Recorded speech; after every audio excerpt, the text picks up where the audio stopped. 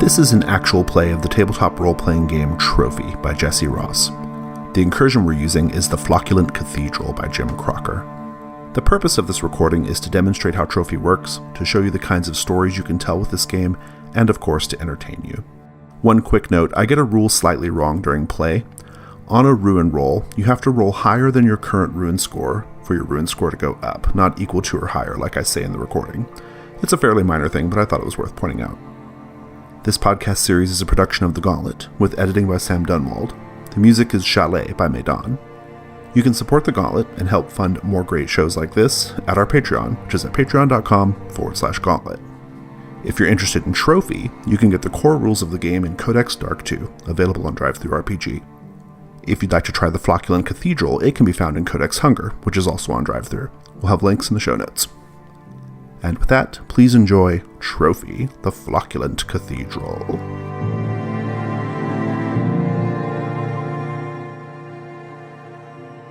Ring 4 brings a deeper pressing in to the fen. You see a handful of ancient practice dummies standing in ankle-deep bog. They have been impaled with rusting swords, rotting arrows, and splintered spears. Sprays of dark red moss grow from the, quote, wounds, in a pattern reminiscent of bloodstains, as thick clouds of tiny crimson gnats hover around them. You see an oddly shaped arch that rises a score of feet over the trail, and it's actually a pair of colossal antlers, overgrown with dull brown moss. Digging into the soil below the arch, should you do so, would reveal a hard surface the color and consistency of bone. Cassian, you haven't had an opportunity to do a reduction roll yet. Would you like one? I would. Can I say I've noticed there's something following us? Yes, it can even be that thing that titanic beast. Yeah, that is the thing I'm thinking of. Yeah. I would like to inhabit it. Oh, good. I love it.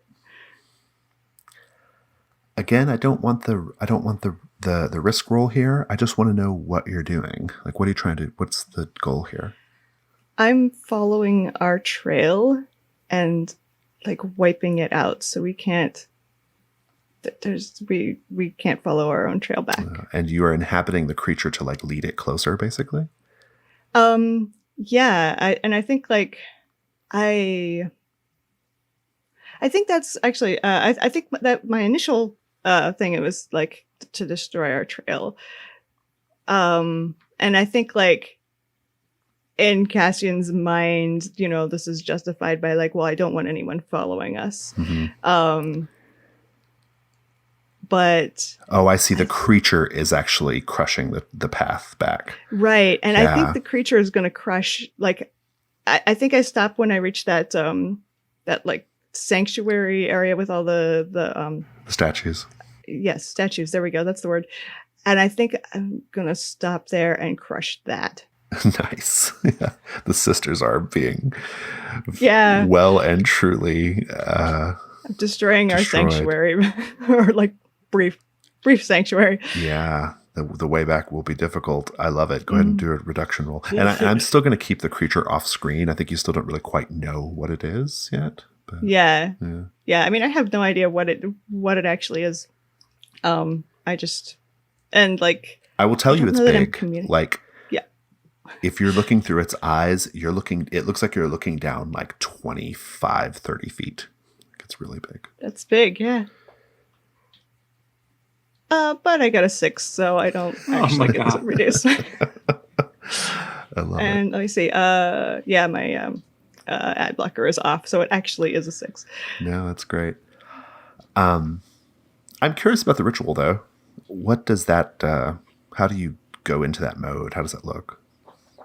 I think I mentally like imagine walking up to the creature and like just almost like I am one of those earwigs walking up to it, climbing up its side like an insect, nice. crawling Good. into its ear. I will tell you that from the scope that you're at, the scale that you're at, you can't tell. You can't take in the whole creature. You don't know what it is. But I will tell you it's very, very green. Bright, vivid green. All of it. At a certain point, the three of you come upon 3 other individuals. These individuals are sitting on tree stumps, facing each other. They are bloated and reeking of rot. Hundreds of black and purple mushrooms, the color of ugly bruises, sprout everywhere from their skin. And they're squatting around a long dead campfire in some sort of maudlin reenactment of their former life.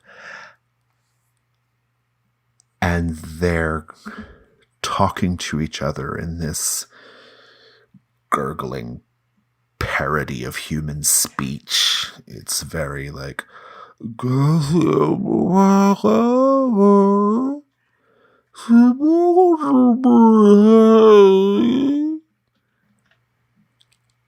ruin rolls, please.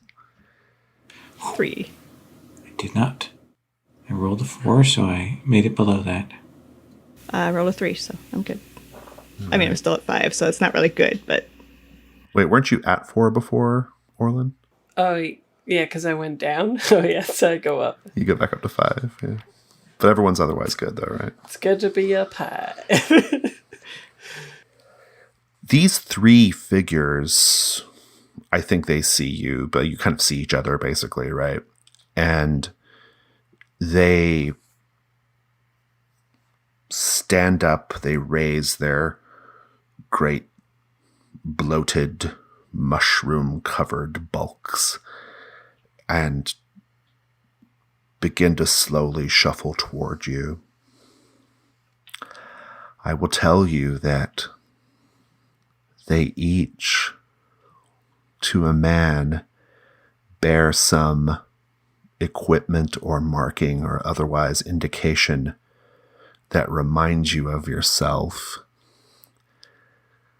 Basso, what do you see on one of these bloated men that reminds you of you? I think it probably actually has the old badge that I wore before when I went to war that I threw away. And I think when you see the badge, it raises its sort of like puffed up limb and points accusingly at you and says,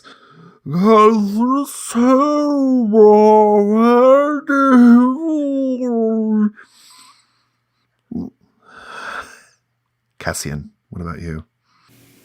One of them is holding a map and a compass, and the map looks from a distance. I'm not going to get up super close to look at it, but it looks a lot like the one I had that is now destroyed.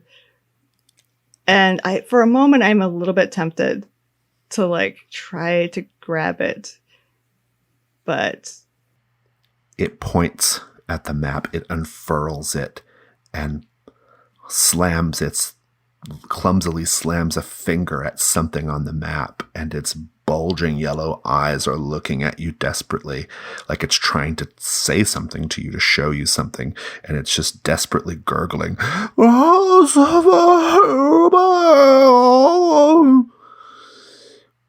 Orlin, what about you?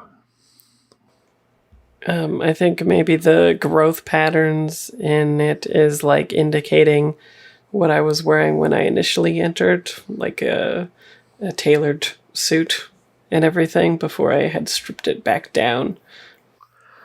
And Orlin, this one is the closest, and it's close to you, and its tongue is stretched out, and it's trying to say something to you, and it's getting really, really close, and it's just like, oh, what do you do, Orlin?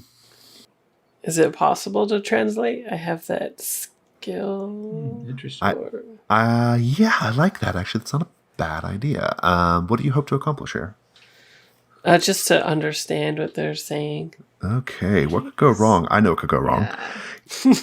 You wait too long, and you become familiar with his tongue, so to speak.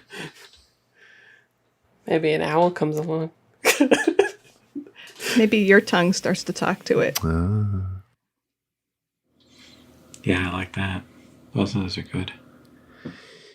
You're getting a light die. Anybody have a devil's bargain here? I would offer as a devil's bargain that no matter what, you have to let the thing get close enough to you for its spores and other bodily sendings to get on you. I will also say the same, but mine is that it gets close enough that the two tongues touch. Oh, yeah. So good. Okay, so the choice is either to take one of those and get 2 dice, or just one with the light. Yep. Okay. I'll do the tongues touching one. Good. Yeah, good. Roll your 2 light dice. So, I rolled 2 dice, but isn't one dark because of the devil's bargain or whatever? No, you just get another light die for taking the devil's bargain.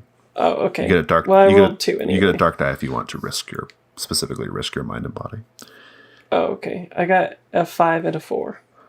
The complication is going to be you get sick from this. Do you want to add a dark die to try to roll them again? You get to roll all 3 at that point. With the risk of going completely bad. Oh, yeah. Let's do it. Go for it. Okay, so I would roll again. The 2 light dice, and you'll add the dark die in. Okay. So the best one is a 5 dark. Okay. And that's not good. That means you're a loss to the Fen. But I'll probably let you continue, just not with the ability to roll dice, but I'll let you finish out the story at least. But I mean, this is, what does this look like? I mean, I'm going to give you your answer, but what does it look like? Maybe just trying to figure out translation-wise. Oh, maybe it's like a Mad Lib, like on screen, where I'm like saying it over and over, and it's sort of like an ambigram thing. Like maybe they're saying things backwards or in some strange way, and I keep repeating it until it's the thing. Lowell's your devil's bargain. Tell us the gross shit. What does it look like? Oh, I think the two tongues, they touch and wrap, and their antennae, like how slugs kiss, they wrap around each other there, and they whisper to one another. And he actually has to physically pull back to snap the two apart. I love it. And you will learn, to your somewhat horror, that what they're trying to tell you, and you can deduce this too by looking at the map that's being pointed at, pointing to the statues of the sisters, that spot where those were. You can tell that the creature's trying to tell you, this person's trying to tell you that if you go to the Flocculent Cathedral without the blessing of your sister, you will not return. But you, of course, think that your sister blessing is fine because you only messed with theirs.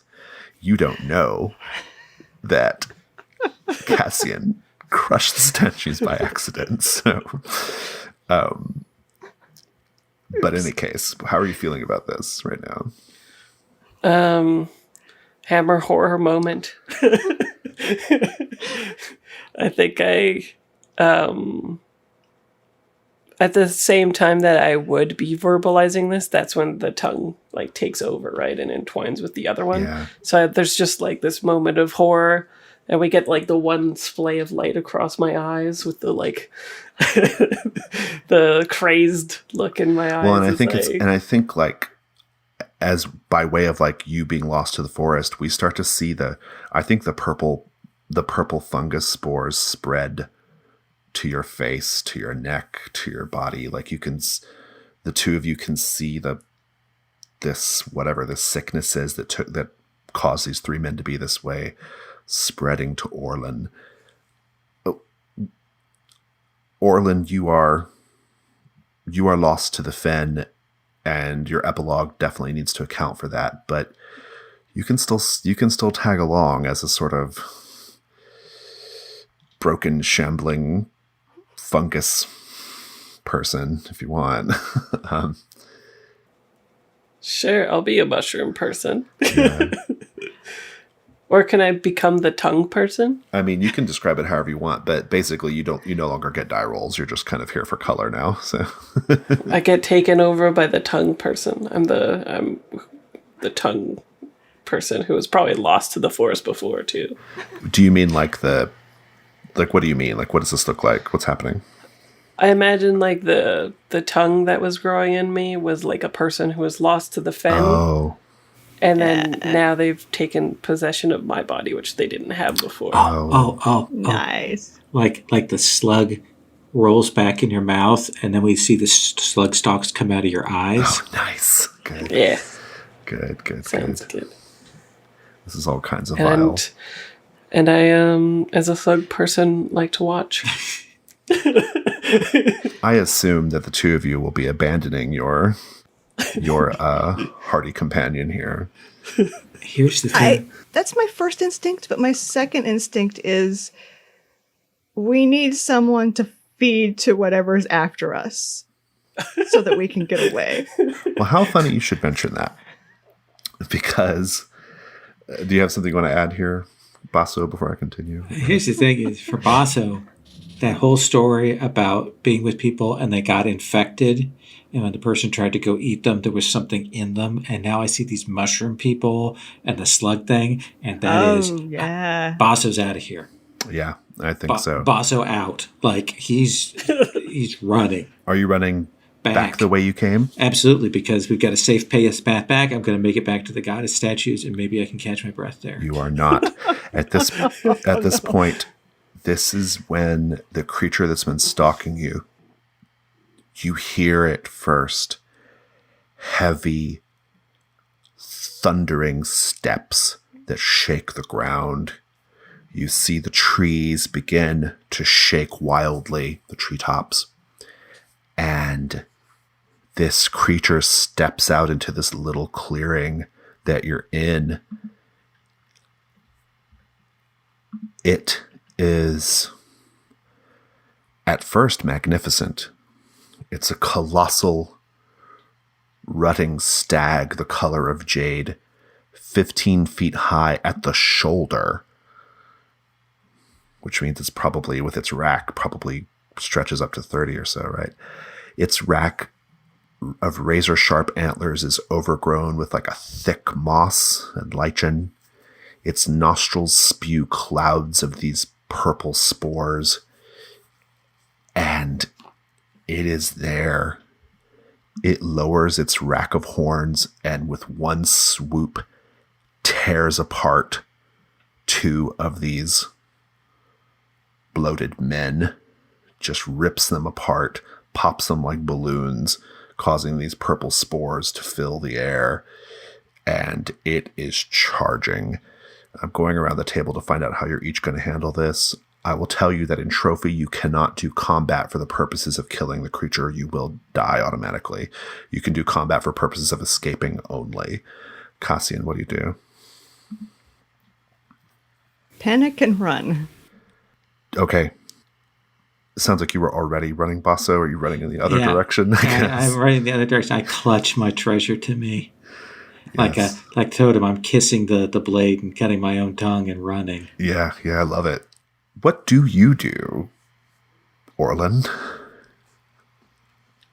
Well, I'm part of the forest now, so I probably like try to help the stag out or something. like maybe I make really loud sounds so that it can follow, and I chase after whoever's running so it can follow. So you're making these terrible noises in order to give chase. I love it. Yeah. Let's get die rolls on the table for Cassian and Basso. So Cassian, it's pretty obvious what you're trying to accomplish here. Let's take a look at you. Let's talk about what could go wrong.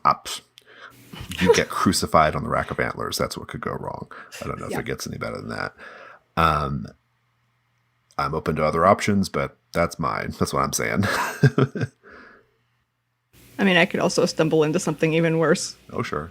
Because I'm running without, just blind panic. That feels like a foregone conclusion, to be honest, but yeah. True. Occupation? Do you get a die here? What do you? Unless maybe tracking to instinctively find a way through the. I think that's pretty good. Yeah, I'll take it. forest. You find a quick shortcut or something, or a route that you can. Yeah, I think that's pretty good. Okay, so you got one light die. Any devil's bargains on the table? I'd say that you have to run through the cloud of purple spores. Oh yeah. Ooh, No matter what. nice. I like it. I'll take it. All right, 2 light dice. Go for it. All right. 2 1s. Go ahead and add a dark die and roll all 3 of them. Yep. A 2 and 2 5s. Okay. And the dark die is one of the 5s. Okay, so then that means you can't add any more, so it's a complication. I'm just going to lean into the devil's bargain a little bit and say that by the time you escape, you are covered in these purple mushrooms. But go ahead and describe your escape. Yeah, I think at first it is just run, doesn't matter what direction, anywhere's better than, being impaled on these giant antlers. But I think I don't get very far before I run into, some bushes or something, and that forces me to slow down and look where I'm going. And so I actually get down and crawl underneath the bushes and do this more like I'm spending more time hiding and putting obstacles between the stag and me. Once my senses come back. Mm-hmm. I love it. And go ahead and give me a ruin roll just for this whole situation. I think Sure. that would provoke a ruin roll. I think so too. 4, and I have a 5, so You're I'm good. Basso, you get a light die, I assume. Well, let's talk about failure conditions. I'm going to throw mine out again. You become impaled on the antlers. If anybody has anything different, throw it out there. That sounds good to me. Light die. I catch you. That's pretty good, actually. I like That's that. good, right? Yeah. Well, I'll keep that in mind. It's my choice, but I'll keep that in mind. Light die for escape, because I know you have that skill because of your fugitive status. Okay. And any devil's bargains? I mean, you lose the sword. Oh, yeah. You lose the sword no matter what if you want that light die. I'm not going to do that. Not going to do it? Roll your light die. Okay, I'm going to roll. That is a 2, so I would now like the dark die, please. Go for it. Roll them both. 2 4s. Okay. So you have to stop there. But complication will be that you get away, but you twist your ankle and you're crawling the rest of the way. But do describe your escape.